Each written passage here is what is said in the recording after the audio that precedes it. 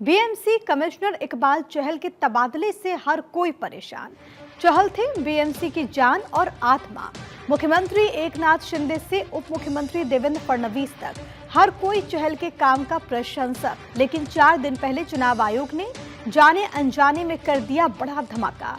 BMC commissioner पद को भी चुनाव से जुड़ा पद मांगकर चहल का कर दिया तबादला, लेकिन एकनाथ शिंदे देवेंद्र फडणवीस ने बनाए रखा चहल का सम्मान और उन्हें सौंप दी मुख्यमंत्री सचिवालय की सारी जिम्मेदारी।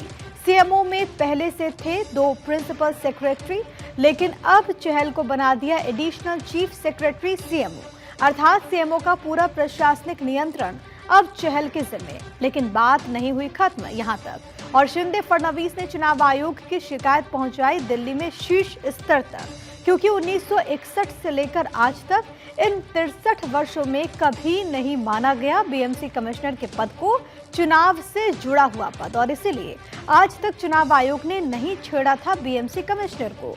2019 के पिछले लोकसभा चुनाव में भी चुनाव आयोग ने इस पद को नहीं छेड़ा था और 4 वर्ष का कार्यकाल पूरा कर चुके आईएएस अफसर अजय मेहता बने रहे थे बीएमसी कमिश्नर। लेकिन इस बार चुनाव आयोग ने बदल दी अपनी परिभाषा और बीएमसी कमिश्नर सहित पश्चिम बंगाल और दूसरे राज्यों में कार्यरत म्युनिसिपल कमिश्नर के पद को भी ला दिया चुनाव कार्य के दायरे में। इस सारे घटनाक्रम से एकनाथ शिंदे और देवेंद्र फडणवीस हुए इतने परेशान कि महाराष्ट्र सरकार ने सोच ली बॉम्बे हाईकोर्ट जाकर चुनाव आयोग के आदेश को चुनौती देने की। लेकिन जैसे ही ये खबर पहुंची दिल्ली में शीर्ष स्तर पर, तो इसके बाद दिल्ली की सलाह पर शिंदे और फडणवीस ने बदल दिया अपना इरादा। इसलिए अब कल चहल ज्वाइन कर रहे सीएमओ में अपने नए पद पर।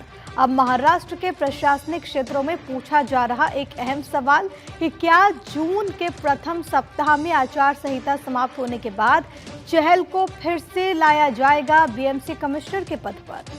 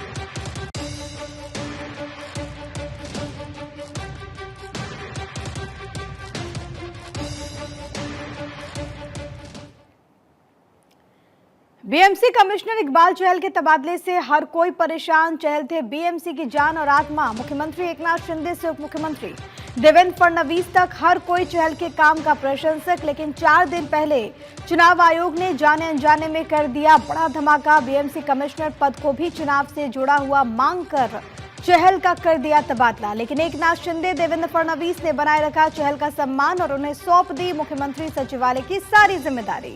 सीएमओ में पहले से थे 2 प्रिंसिपल सेक्रेटरी, लेकिन अब चहल को बना दिया एडिशनल चीफ सेक्रेटरी सीएमओ, अर्थात सीएमओ का पूरा प्रशासनिक नियंत्रण अब चहल के जिम्मे। लेकिन बात नहीं हुई खत्म यहां तक और शिंदे फडणवीस ने चुनाव आयोग की शिकायत पहुंचाई दिल्ली में शीर्ष स्तर तक, क्योंकि 1961 से लेकर आज तक इन 63 वर्षों में कभी नहीं माना गया बीएमसी कमिश्नर के पद को चुनाव से जुड़ा हुआ पद, और इसीलिए आज तक चुनाव आयोग ने नहीं छोड़ा था बीएमसी कमिश्नर को। 2019 के पिछले लोकसभा चुनाव में भी चुनाव आयोग ने नहीं छोड़ा था इस पद को। 4 वर्ष का कार्यकाल पूरा कर चुके आईएएस अफसर अजय मेहता बने रहे थे बीएमसी कमिश्नर, लेकिन इस बार चुनाव आयोग ने बदल दी अपनी परिभाषा और बीएमसी कमिश्नर सहित पश्चिम बंगाल और दूसरे राज्यों में कार्यरत म्युनिसिपल कमिश्नर के पद को भी ला दिया चुनाव कार्य के दायरे में। इन सारे घटनाक्रम से एकनाथ शिंदे और देवेंद्र फडणवीस हुए इतने परेशान कि महाराष्ट्र सरकार ने सोच ली बॉम्बे हाईकोर्ट जाकर चुनाव आयोग के आदेश को चुनौती देने की।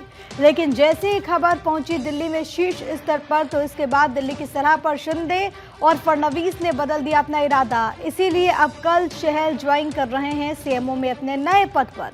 अब महाराष्ट्र के प्रशासनिक क्षेत्रों में पूछा जा रहा है एक अहम सवाल कि क्या जून के प्रथम सप्ताह में आचार संहिता समाप्त होने के बाद चहल को फिर से लाया जाएगा बीएमसी कमिश्नर के पद पर।